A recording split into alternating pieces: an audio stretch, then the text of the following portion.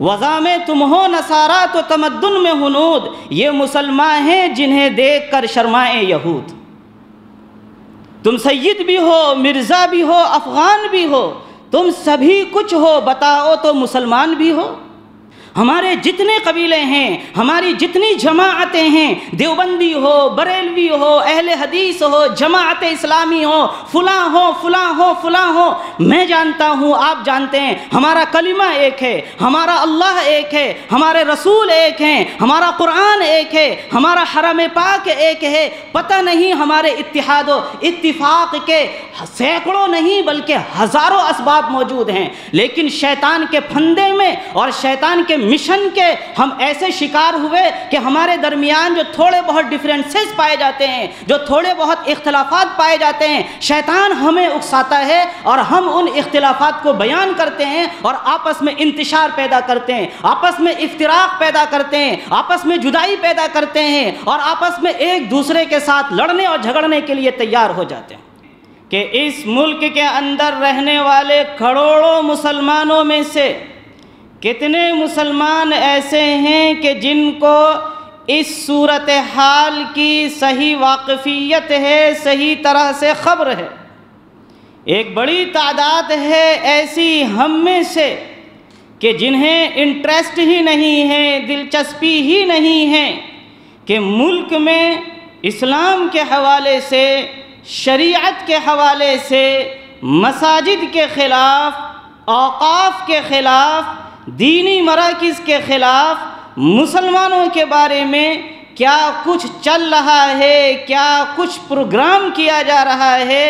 بہت بڑی تعداد ہماری ایسی ہے کہ جنہیں اس طرح کی خبروں میں دلچسپی نہیں ہے، نہ وہ ایسا نیوز پیپر پڑھنا چاہتے ہیں اور نہ ہی وہ ایسے نیوز چینل سے خبر سننا پسند کرتے ہیں۔ یہ بڑا المیہ ہیں، یہ افسوسناک صورتحال ہے ہماری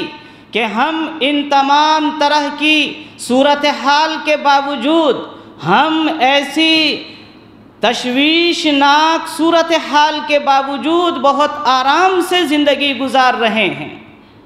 ہمارے روزمرہ کے جو معمولات ہیں وہ بالکل آرام سے پہلے کی طرح سے چل رہے ہیں، ہماری تجارت ویسے ہی چل رہی ہے، ہمارا کاروبار اسی طرح سے، اسی انداز سے چل رہا ہے، ہمارے فنکشن اسی طرح سے ہو رہے ہیں، شادی بیاہ میں ہماری شرکت بالکل اسی جوش و خروش کے ساتھ، بلکہ اس میں اور دن بدن اضافہ ہوتا جا رہا ہے۔ دن بدن ہماری شادی بیاہوں کے اندر جو رسم ہے، رواج ہے اور پیسوں کا اسراف ہے، فضول خرچی ہے، شو آف ہے، دکھاوا ہے، وہ کسی لمٹ پر، کسی حد پر رکنے کا نام نہیں لے رہا۔ ہم اس طرح سے اپنی مصروفیات کے اندر مگن ہیں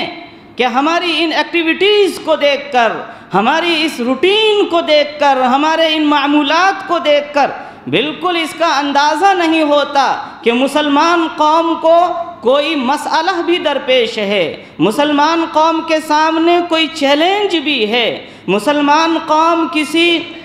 پریشانی کے اندر اور وقتی طور پر کسی آزمائش میں بھی مبتلا ہے۔ ہماری یہ جو بے حسی ہے، لاپرواہی ہے، جو ہماری غفلت ہے،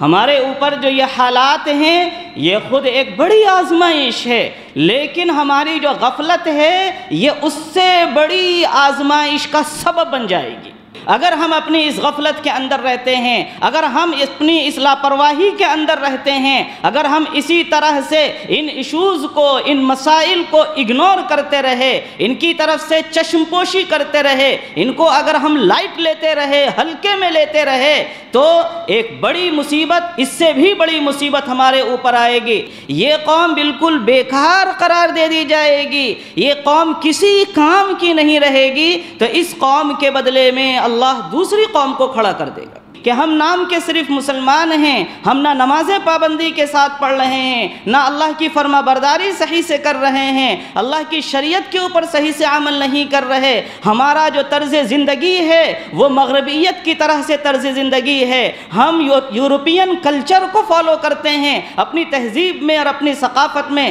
ہمارے یہاں جو رسم و رواج ہے وہ برادران وطن کا رسم و رواج ہے، ہم ان کے پڑوس میں رہتے ہوئے ان کے رسم و رواج کو ہم نے اپنی زندگی کے اندر اپلائی کر لیا ہے۔ جب تک ہم اپنی اس نیند سے بیدار ہونے کے لیے تیار نہیں ہوں گے تب تک اللہ کی طرف سے حالات نہیں بدلیں گے۔ ایک باشعور مسلمان، ایک ذمہ دار مسلمان کی حیثیت سے ہم اس ملک کے اندر زندگی گزاریں گے، اس کے لیے اگر ہم تیار ہوں گے، ہم اگر اپنے اخلاق کے اندر تبدیلی لائیں، ہم اگر اپنے اعمال کے اندر تبدیلی لائیں، ہمارے دلوں کے اندر جو کینہ ہے، کپٹ ہے، حسد ہے، ایک دوسرے سے جلن ہے، ان چیزوں کو ہمیں ختم کرنا ہوگا، دوسرے کے حقوق کو ادا کرنا ہوگا، نمازوں کی پابندی کرنی ہوگی، عبادتوں کے حقوق ادا کرنے ہوں گے، امانت، صداقت، شجاعت کے ساتھ، ان اوصاف کے ساتھ جب ہم متصف ہو جائیں گے تو اللہ کی طرف سے ضرور حالات بدلیں گے۔